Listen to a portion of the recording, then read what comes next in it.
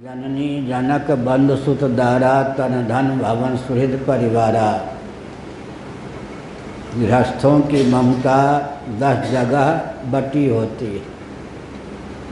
जब कोई बाबा हो जाता है, ईमानदार बाबा जल्दी डूबता है, बेईमान तो होना ही नहीं चाहिए। ईमानदार बाबा हो लेकिन अध्यात्मनिष्ठ हो, तब भाव सागर से तरता है। सचमुच में बाबा है तो क्या हुआ, 9 की ममता भी शरीर में जाकर चिपक जाती है। जननी जनक बंधु सुत दारा भवन सुहृद परिवारा। शरीर के अलावा जो 9 हुए उनकी ममता भी शरीर में जाकर चिपक जाती है।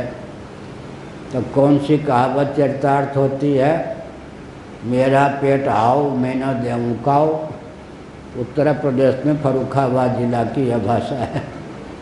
देव पितर सब पेट भीतर, मिथिलांचल की यह कहावत है। श्रीमद् भागवत में बहुत बढ़िया कहा गया, जड़ता बढ़ती बढ़ती अविवेक घटता घटता फिर क्या होता है, व्यक्ति पशुतुल्य हो जाता है। अपनी भूख प्यास सर्दी गर्मी तक ही उसके जीवन की सीमा रहती है। और भी अगर जड़ता बढ़ जाती है तो व्यक्ति वृक्ष तुल्य हो जाता है। उसमें चेतना शक्ति अल्प ही होती है, स्थावर प्राणी है। और भागवत को कहना पड़ा, और भी अगर जड़ता बढ़ जाती है तो व्यक्ति लोहार की धौकनी हो जाता है। लोहार की धौकनी में कृत्रिम हवा है, सांस है, वास्तविक नहीं।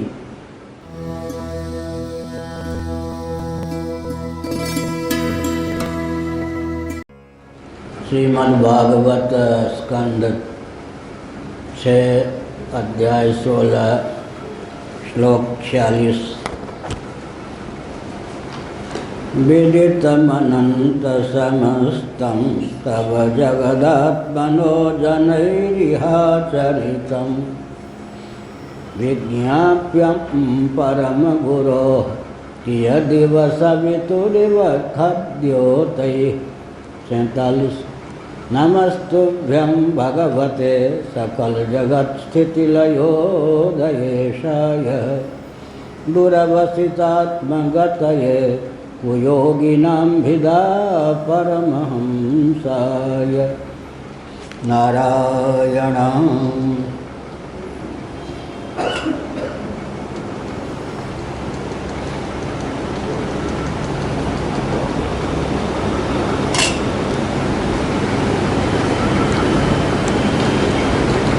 विदितम अनंत समस्तम। हे प्रभु आप अनंत हैं, अतएव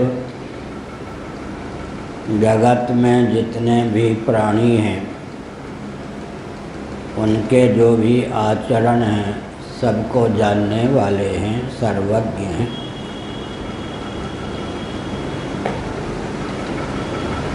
ये सब प्राणी आखिर आपके ही अंश सरीखे हैं, आप अंशी सरीखे हैं। अतः अविद्या काम कर्म के वशीभूत जितने आपके अंश सरीखे प्राणी हैं सबकी गति मति स्थिति के आप अलिप्त दृष्टा विज्ञाता हैं। हेतु दिया संबोधन के माध्यम से अनंत, काल के द्वारा आप कबलित नहीं होते, नित्य हैं। देश के द्वारा आप कबलित नहीं होते, विभु हैं। वस्तुअंतर के द्वारा आप कबलित नहीं होते, सर्वाधिष्ठान सर्वरूप हैं।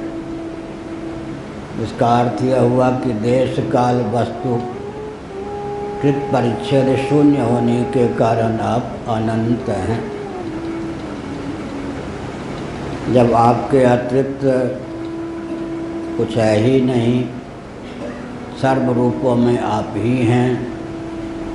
केवल अविद्या काम कर्म के योग से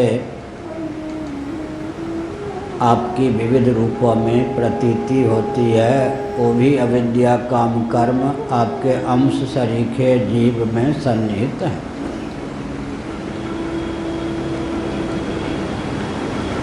परिच्छिन्न जो अहंकार होता है वही जीवों की अल्पज्ञता में हेतु है।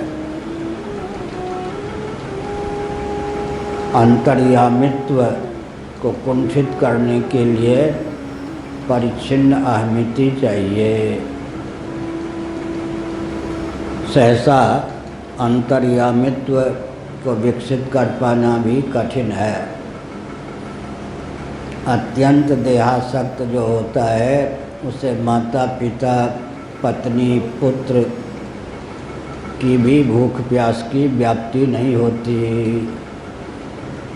स्वयं भूख लगने पर ही वो भूखा मानता है, स्वयं को प्यास लगने पर ही स्वयं को प्यासा मानता है। अपना पेट भर गया मानो सबका पेट भर गया। अहमिति की पराकाष्ठा।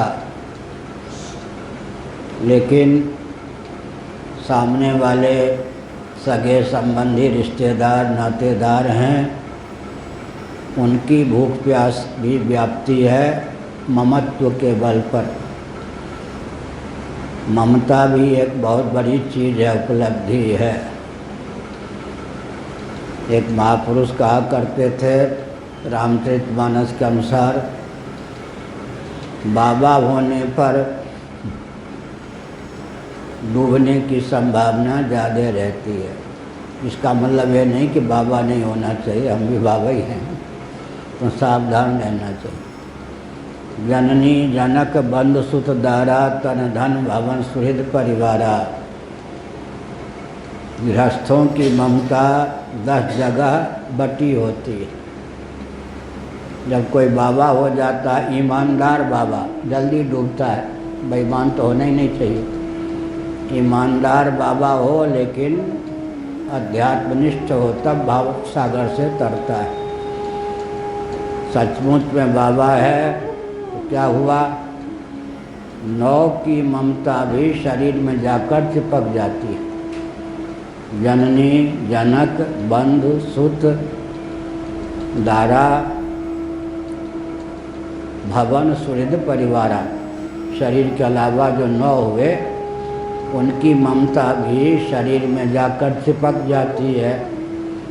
तो कौन सी कहावत चरितार्थ होती है, मेरा पेट आओ मैं न देऊँ खाओ।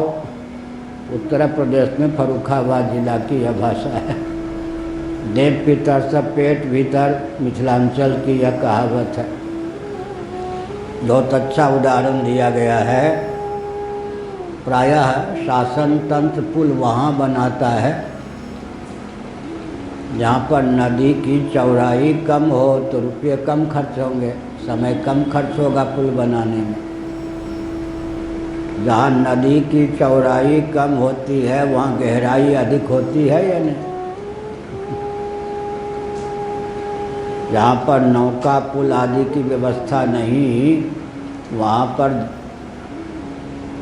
वैशाख ज्येष्ठ के महीने में इस पार से उस पार काम करने वाले जो देहात के व्यक्ति होते हैं, आने जाने का साधन पुल आदि नहीं, नौका आदि नहीं, तो जहाँ जल की चौड़ाई अधिक होती है, नदी का फाट अधिक होता है, वहाँ से यूँ करके वस्त्र को थोड़ा ऊपर उठा करके नदी के पार हो जाते हैं। वो जानते हैं कि चौड़ाई अधिक है तो गहराई कम होगी। अब कोई तैराकी हो नहीं और भूल कर बैठे, जहाँ पुल है वहाँ चौड़ाई कम है तो यहाँ गहराई भी कम होगी, डूब मरेगा। तो बाबा होने पर सावधान करने की आवश्यकता है। ईमानदार बाबा है तो 9 जगह की ममता शरीर में ही जाके चिपक जाती है। अपनी सर्दी व्याप्ति है, किसी और की नहीं। अपनी गर्मी व्याप्ति है, किसी और की नहीं। अपनी भूख व्याप्ति है, किसी और की नहीं। अपनी प्यास व्याप्ति है, किसी और की नहीं। अंतर्यामित्व को उसने क्या कर दिया? कुंठित कर दिया। लेकिन जब धन की तृष्णा उस पे चढ़ जाए तब धन की तृष्णा उस किसी व्यक्ति पे चढ़ जाए तो फिर क्या होता है जी? अपनी भूख प्यास सर्दी गर्मी नहीं व्याप्ति, धन के कमाने में संचय में लगा रहता है दिन रात। क्या अर्थ हुआ? अंतर्यामित्व जो है और सिमट गया। लेकिन जो घर का मुखिया होता है, आश्रम का महंत होता है, ईमानदार अगर हो तो उसकी ममता पूरे आश्रम में, घर के मुखिया की ममता पूरे घर में फैली होती है। सबके सुखी रहने पर घर के जितने सदस्य हैं, आश्रम के जितने सदस्य हैं, उनके सुखी रहने पर स्वयं को सुखी मानता है। अब गांव का कोई मुखिया है तो उसकी ममता कहाँ तक फैल गई? पूरे गांव तक। पूरे गांव के व्यक्तियों में किसी एक को कष्ट हुआ तो उसको लगता मुझे कष्ट हो गया। अंतर्यामित्व को फैलाना चाहिए ना।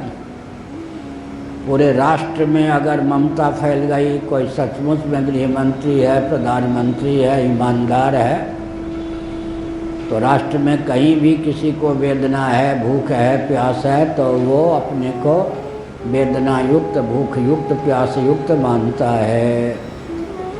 तो हमने क्या कहा? प्रयोग के बल पर अंतर्यामित्व को विकसित करना चाहिए।